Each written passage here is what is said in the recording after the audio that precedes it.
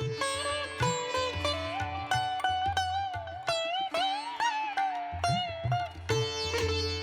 नवंबर 2023 को 3:30 बजे ईटानगर स्थित नगर राजभाषा कार्यान्वयन समिति ईटानगर के प्रधान महालेखाकार के कार्यालय प्रांगण में नगर राजभाषा कार्यान्वयन समिति यानी कि टाउन ऑफिशियल लैंग्वेज बैठक का आयोजन किया गया। इस कार्यक्रम की अध्यक्षता प्रधान महालेखाकार श्रीमान C.A. बोध जी ने स्वयं किया। इस बैठक में botanical survey of India, all India radio, Doordarshan जैसे 20 से अधिक केंद्रीय सरकारी कार्यालयों के प्रतिनिधियों ने हिस्सा लिया। फोन नंबर नहीं लगता है, बिजी होता है, ये ट्राइंग आवर बेस्ट और आंसर की अगर आप अभी अपना कॉन्टेक्ट डिटेल्स छोड़ के जाएंगे, we will try much harder again. कार्यक्रम की शुरुआत करते हुए रागिनी गुप्ता जी ने स्वागत भाषण से उपस्थित सभी को संबोधित किया। इसके बाद इस कार्यक्रम में उपस्थित सभी प्रतिनिधियों ने अपना परिचय दिया। 4 का अगर 2 हम लोग बोलते हैं तो 4 का 2 भी 50% है, 2 का 1 भी 50% है, 6 का 3 भी 50% है। तो हमको मुख्य उद्देश्य इसके पश्चात हिंदी प्रगति से संबंधित तिमाही रिपोर्ट की समीक्षा की गई को दूर कर सकें। अब बैठक की कार्यसूची का अगला बिंदु राजभाषा प्रगति रिपोर्ट का प्रस्तुतिकरण है, जिसके लिए मैं भारतीय खाद्य निगम के श्री सौरभ श्रीवास्तव जी, हिंदी अधिकारी, जिन्होंने नराकाश की कई बैठकों का संचालन किया है, मैं उनसे निवेदन करता हूं कि वो अपने अनुभव से प्रगति रिपोर्ट का प्रस्तुतिकरण एवं उसकी समीक्षा करें। हम पत्राचार की बात कर रहे हैं? नहीं सर, धारा 3 की बात कर रहे हैं। उसमें क्या कहते हैं? धारा 3 में 13 तरह के दस्तावेज आते हैं जो हर हाल में आपको द्विभाषीय रूप में जारी होने चाहिए। दस्तावेज जी सर, वो बाइलिंगुअल होने चाहिए सर। इन दस्तावेजों में आपको संकल्प, सामान्य आदेश, नियम, अधिसूचना, निविदा, करार, प्रशासनिक पत्र, प्रेस विज्ञप्ति, संसदीय सरकारी पत्र, निविदा पत्र, निविदा सूचना, अनुज्ञा, संसदीय प्रशासनिक पत्र, अनुज्ञप्ति, ये सर वो दस्तावेज है जिसमें जो भी साइनिंग अथॉरिटी हो, हस्ताक्षर करने वाले अधिकारी हो, वो बाइलिंगुअल होने पर ही उसको हस्ताक्षर करें। अन्यथा इसको राजभाषा के 1963 के संविधान के धारा 3 के अंतर्गत इसको अवहेलना मानी जाती है। तो आगे से आप लोग जिस भी कार्यालय में अगर ये उल्लंघन हो रहा है, उसका आप लोग कोशिश करें कि भर सके दुरुपयोग ना हो। पीपीटी के माध्यम से हम लोग देख पा रहे हैं कि दूरदर्शन में भी धारा 3 का उल्लंघन किया गया है। भारतीय जीवन निगम के द्वारा भी ना उनका ठीक है, पूर्वोत्तर क्षेत्रीय वैज्ञानिक और प्रौद्योगिकी संस्थान द्वारा आंकड़ा नहीं दिया गया है। उसके बाद कार्यालय कमांडेंट 133 बटालियन द्वारा भी राजभाषा के धारा 3 का उल्लंघन किया गया है। सूचना राष्ट्रीय सूचना विज्ञान केंद्र द्वारा धारा 3 का उल्लंघन किया गया है। उसके बाद भारतीय संचार निगम ईटानगर द्वारा धारा 3 का उल्लंघन किया गया है। यहाँ पर आपको प्रधान महालेखाकार का कार्यालय, वहाँ पर भी धारा 3 का उल्लंघन हुआ है। हिंदी में प्राप्त कुल पत्रों की संख्या सर, राजभाषा नियम 5 बोलता है कि हिंदी में प्राप्त पत्रों के जवाब हर हाल में आपको हिंदी में देने हैं। अगर किसी कार्यालय में अगर 12 पत्र प्राप्त हो रहे हैं, उदाहरण के लिए अगर आप 8 पत्र का जवाब दे रहे हैं, 4 पत्र का आपको जवाब नहीं देना है या आप नहीं दिए हैं, तो आप उसमें लिखेंगे इनका जवाब देना जरूरी नहीं था। मतलब आप उसके इंग्लिश में नहीं दिखाएंगे, तो इंग्लिश में दिखाने पर इसके लिए अवहेलना होगी सर।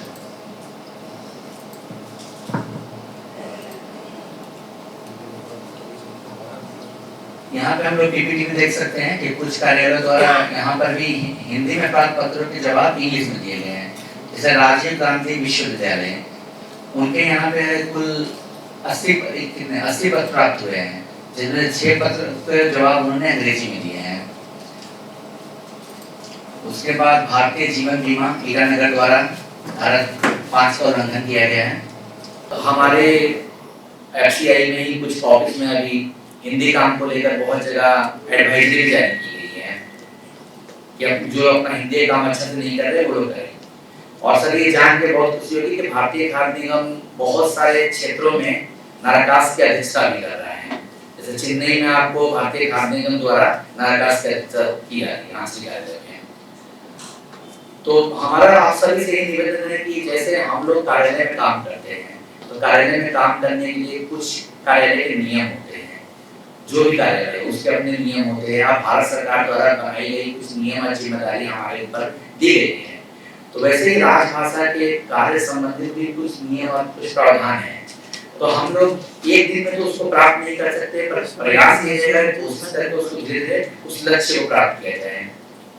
और आगे यही रहेगा कि जो भी सदस्य कार्यालय हैं वो आपसी सहयोग से एक दूसरे की सहायता करके करें। जैसे सर अभी बता रहे थे कंटेस्ट का जो प्रोग्राम किया गया भारत सरकार द्वारा, वो एक ऐसा सॉफ्टवेयर है जिसके माध्यम से अनुवाद करना बहुत ही आसान हो गया है। आप अनुवाद करेंगे, आपकी वेटिंग करने के लिए कोई वेटर वहाँ पे मौजूद है, जिससे आपको कम से कम एक्यूरेट अनुवाद मिलने की चांस रहेंगे, एक्यूरेट अनुवाद आपको मिलेगा। तो जैसे ये सब कुछ कार्यक्रम होते हैं, अनुवाद प्रशिक्षण, आपको कंठस्थ का हो या कुछ ऐसे टाइपिंग प्रशिक्षण हो, तो नाराकास के माध्यम से हम लोग वो भी करवा सकते हैं। उस कार्यालय में जो भी हिंदी अधिकारी या उनके कार्यालय के जो भी लोग हैं, और नाराकास के जो भी कार्यक्रम है, चाहे वो निबंध प्रतियोगिता या जो भी कार्यक्रम है, वो भी हम अनुरोध करेंगे कि जो भी सदस्य कार्यालय चाहे वो अपने कार्यालय में उन प्रतियोगिताओं करा सकते हैं। इससे क्या रहेगा कि एक कार्यालय दूसरे कार्यालय के बीच में सामंजस्य बना रहेगा।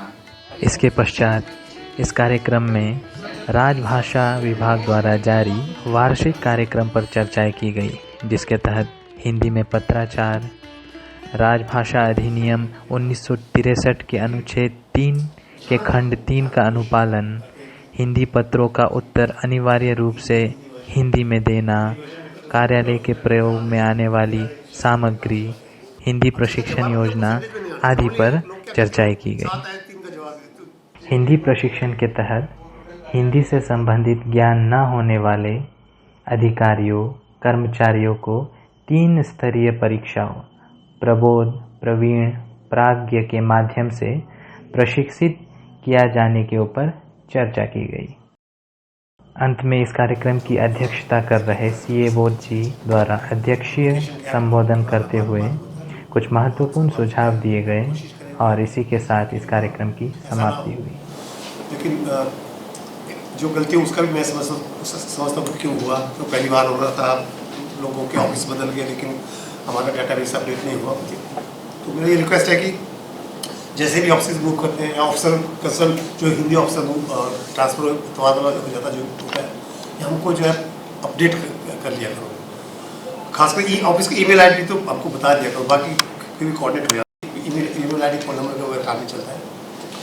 और जहाँ तक हिंदी का काम के बारे में बात है, सच में पूछूं मैं तो काफ़ी प्रसन्न हूँ, क्योंकि मंत्रालय के निर्देश हैं 100%, लेकिन आपको बहुत व्यवहारिक रूप से देखें तो 60-70% जो है काफ़ी अच्छा है। क्योंकि हमने देखी कुछ जगह आप नहीं, आपको जो है हिंदी से हटके काम करना, चाहे आप आसामी में लिखें या मणिपुरी में लिखें, जो भाषा लिखें, क्योंकि हमारा मेन काम है वो तो होना चाहिए ना, वो कॉम्प्रोमाइज़ कभी नहीं होना चाहिए। और दूसरा, जब हिंदी कोशिश की बात है, मैन पावर की बहुत बड़ा इशू है। जैसे हमारे अनिस वाले बता रहे हैं कि इतने कोशिश के बावजूद भी शायद इनके निदेशक दिल्ली में जाकर मंत्रालय में जाकर मिलकर गए। प्रधान महालेखाकार के कार्यालय में ईटानगर में नगर राजभाषा कार्यान्वयन समिति का 2य वार्षिक बैठक का आयोजन किया गया था। इस बैठक के अध्यक्ष प्रधान महालेखाकार महोदय श्री सीए बोध जी की अध्यक्षता में इस बैठक का संचालन किया गया।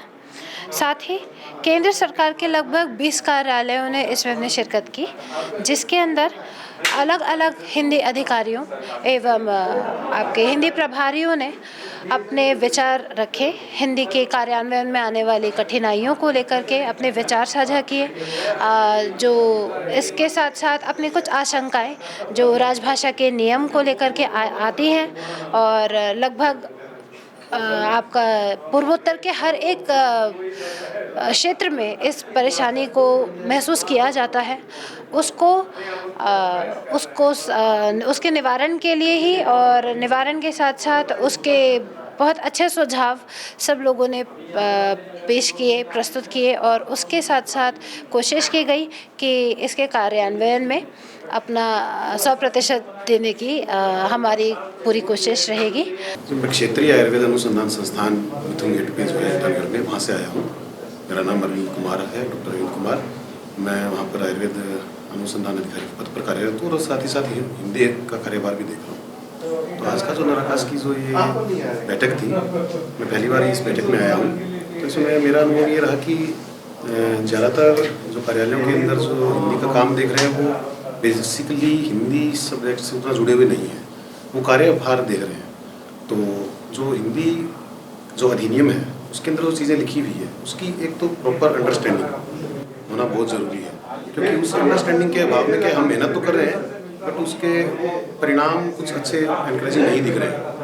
ठीक है, तो वो यहाँ मीटिंग में डिस्कस हुआ। तो सबसे पहले मेरा यही सुझाव है और अनुभव है कि जो भी लोग जिस भी कार्यालय में हिंदी का कामकाज देख रहे हैं उनको प्रॉपर जानकारी हो कि बेसिकली ध्यान कहाँ देना है, क्या करना है, ताकि चीज़ों को सुधारा जा सके। मैं doctor VK. Rawat, scientist, head of office botanical survey of India, Arunachal Pradesh regional centre Itanagar. और आज एजी ऑफिस ने एक लीड लिया है इस तरह की नराकास की मीटिंग को ऑर्गेनाइज करने के लिए। और इस मीटिंग में हमें जो प्रेजेंट में जो बहुत से नियम हैं हिंदी के लिए, वो हमें जानने का अवसर मिला। और इस तरह की मीटिंग हर एक समय के बाद होती रहेंगी, तो सभी अपडेट रहेंगे और सब मिलजुल करके हिंदी के हम प्रचार प्रसार को, जो भी केंद्र सरकार के कार्यालय हैं, उनको बढ़ावा मिलेगा और हम सभी मिलकर के काम करेंगे। आज मीटिंग में बहुत अच्छा लगा और सभी सदस्यों ने अपने अपने विचार शेयर किए। शेयर करने से एक दूसरे को जानने का अवसर मिला और साथ में हमें ये प्रेरणा मिली कि हम ज़्यादा से ज़्यादा कार्य हिंदी में करें। और नॉर्थ ईस्ट में तो अरुणाचल प्रदेश की स्थिति बहुत ही अच्छी है, यहाँ पर हिंदी बोली और समझी जाती है और लोग इसको, मैंने कार्यालय में भी बहुत आगे, मतलब इसमें बहुत कार्य हो रहा है। इसके लिए हम एजी ऑफिस को बहुत बहुत धन्यवाद, पूरे BSI मेरी तरफ से, पूरे स्टाफ की तरफ से, थैंक यू।